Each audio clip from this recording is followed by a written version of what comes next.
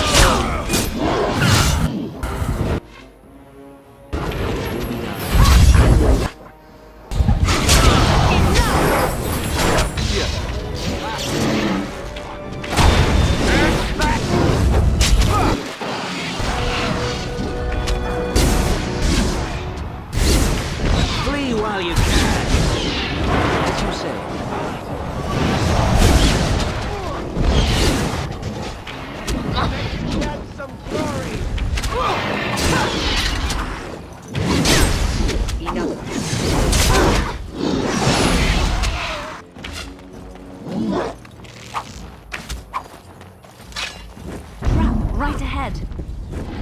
Right ahead.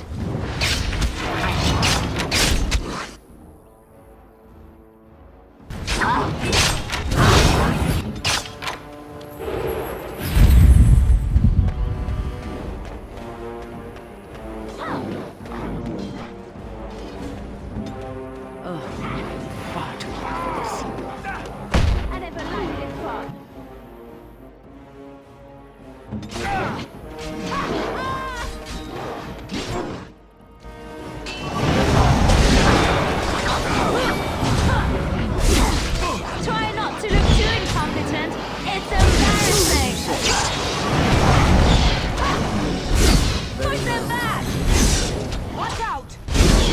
Must have killing.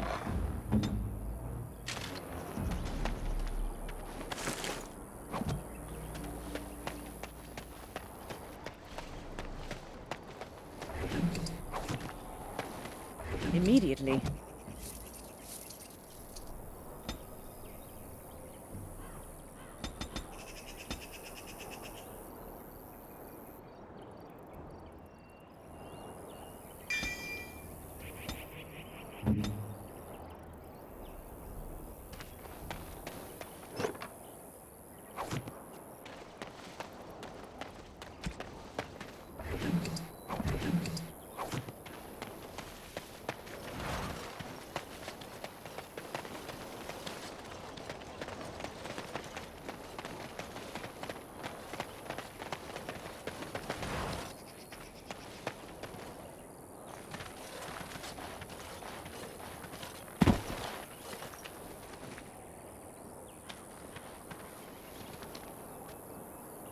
Oh, I fell. For a moment there, I thought it was all over. Everything. I will explain everything when we are back at camp. Now is not the time.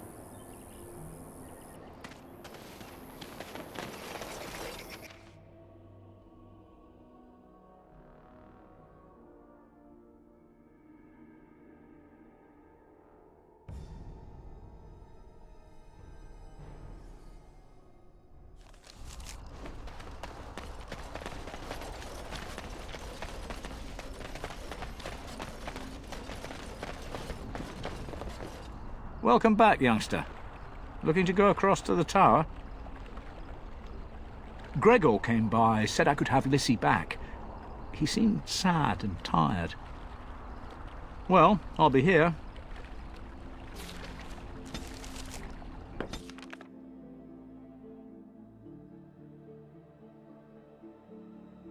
I think I owe you an explanation for what happened earlier.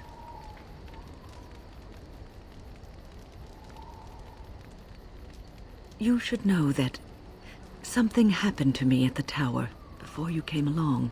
You spoke to Petra, did you not? She told you I saved her from a demon. I did, but I did not survive that encounter. It's not a joke, I promise. Let me explain. I engaged a very powerful demon to rescue Petra. It sapped me of all my energy and will and left me drained. It took everything I had to defeat it. And when I was done, I no longer had the strength to keep my heart beating. I remember my life ebbing away. Everything receded from me. Sound, light. I remember being enveloped in complete, impenetrable darkness.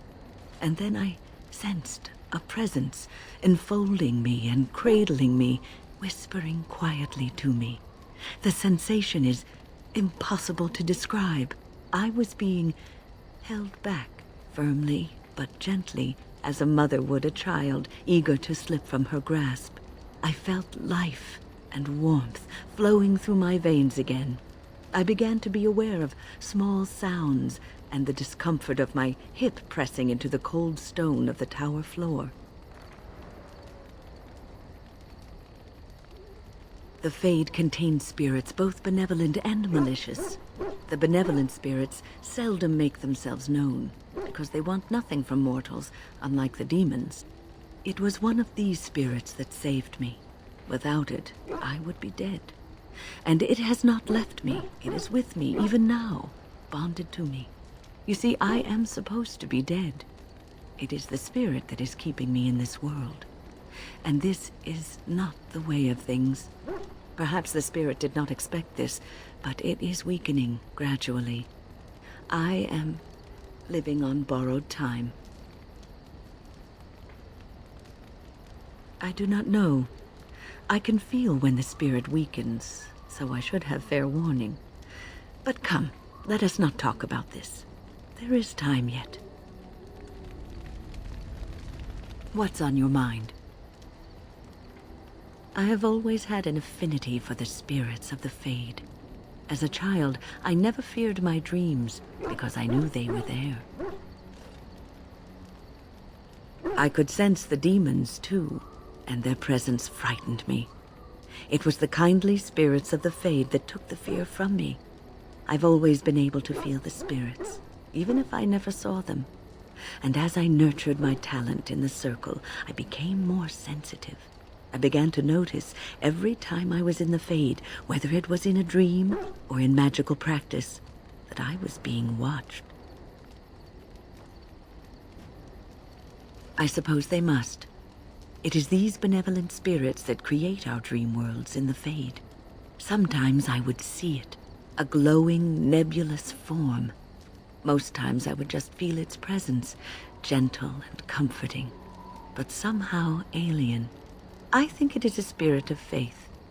They have never been seen before, and perhaps I am wrong. But something tells me I'm not. It always felt like the same entity. This one spirit was curious about me, and was guarding me, for want of a better word. There were times when I was in the Fade that it seemed to stretch forth to shield me, keeping me safe. And I think it gave me strength in my most terrible battles, Ostagar being one of them. I don't know why I was chosen. Perhaps it knew that there was something more that lay in store for me. I like to think that I was given a rare chance, and I'm going to make the best of the time so generously given to me. I will not lie motionless in a bed with coverlets up to my chin, waiting for death to claim me. That is not the death for me. And so I will fight alongside the Grey Warden, and help prepare him for the task that is yet before him. So you had better listen to me, because I swear, if I should fall before the end and you don't seem to be doing things properly, I'll get up again to give you a good finger-wagging. You know, I think you'll be all right, even without my help. What's on your mind? Cure me? What, am I sick now? Even you know that you cannot cure the dead. And I'm not the only one dying. You are too. I'm just more efficient about it. Ah, child, your concern is heartwarming. But death comes to everyone, and it is not something to fear. People fear not death, but having life taken from them. Many waste the life given to them, occupying themselves with things that do not matter. When the end comes, they say they did not have time enough to spend with loved ones, to fulfill dreams, to go on adventures they only talked about. But why should you fear death if you are happy with the life you have led? If you can look back on everything and say, yes, I am content. It is enough. I think I've led a good life, a full life, and I, for one, am not afraid of death, whatever it may bring. They say that when you die, your spirit travels through the fade and returns to the Maker. And after that, we'll see, won't we? What's on your mind? I try not to dwell too much on the mistakes of my past, of which there are many. I would go quite mad if I did that. But I do have one regret. The greatest misstep of my life, made even more grave because it had dire consequences for someone else. Years ago, I was assigned as mentor to a lad, Anarin. He was my first apprentice. Anarin was an elf, raised in one of the elven alienages, and he was very mistrustful of humans, especially humans in authority. All he knew of the humans was what he had seen in the alienage. He was very wary of us. What Anarin needed was time. Time to get used to his new home. Time to emerge from his shell, so we could build a rapport. I gave him no such time. I was young and arrogant. He is a mage, I thought. He needs to grow up and act like one. I expected too much from him too quickly. I gave no consideration to his origin or his feelings, and he retreated further from me. All I could think of was how stubborn he was, how he was throwing away all his talent and his potential just to be difficult. Oh, very much so. Sometimes I would catch him practicing on his own, but if I asked him to show me what he could do, he would freeze up or fumble terribly. You cannot plant crops in the cold, wintry ground. You cannot teach a student who is closed off and unresponsive. Patience is what is needed, and I learned that too late to help him. Anarin ran away from the circle one night. I had berated him over some trivial, ridiculous matter that I no longer remember. I drove him away because of something utterly unimportant. He was a child, 14 at the time of his leaving. They had his phylactery, and they hunted him down. They called him Maleficar, a mage who practices forbidden magic, deserving of death. He was a child, misunderstood and lost. I begged the Templars to tell me if he suffered, if they gave him a quick death. I got no answers from them. I was his mentor, and they wouldn't even tell me what became of him. I should have known better. I had the best mentors. They were kind, compassionate. Why didn't I learn from them? I failed Anarin. All I had to do was listen to him. He would try to talk to me, and I would tell him to concentrate on his spells. He talked about the alienage sometimes, and the Dalish. He always talked about looking for the Dalish elves. The Templars are well trained and thorough. That he still lives, it would be a vain hope. The apprentices that came after Anarin benefited greatly from the lessons I learned from him. In a sense, he was my teacher, and I his student. And there it is, my story, My one greatest regret.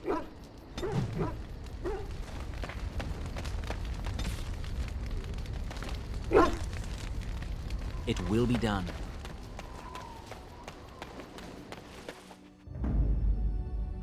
Yes. Yes. Indeed.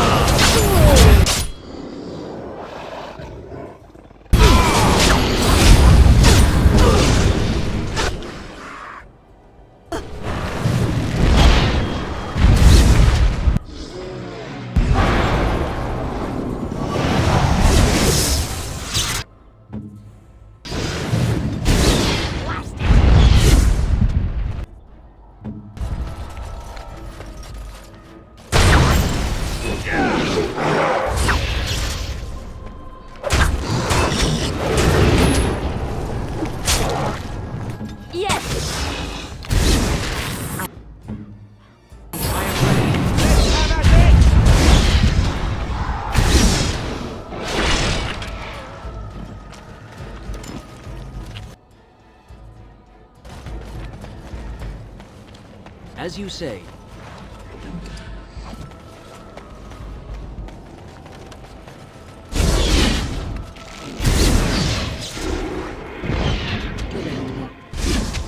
You want to die, do you?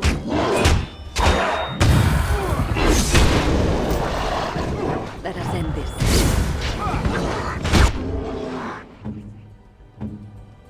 Where shall I strike?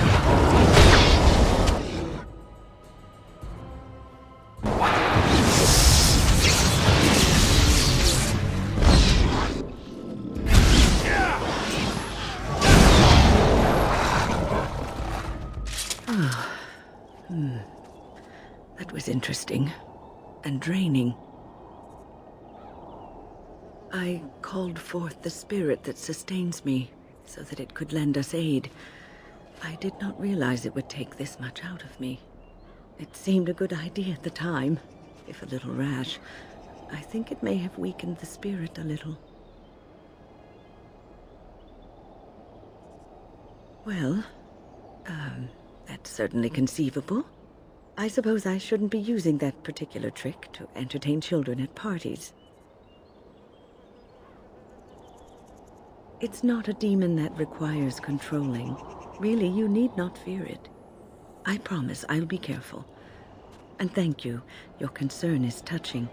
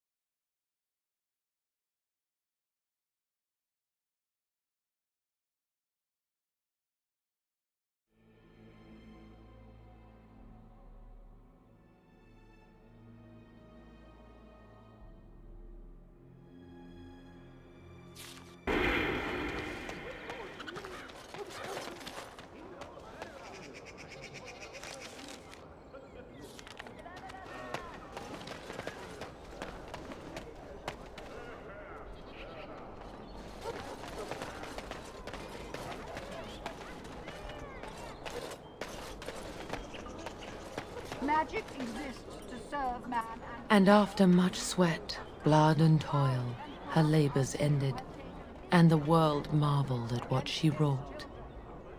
They shall be named Maleficant. Ah, accursed ones.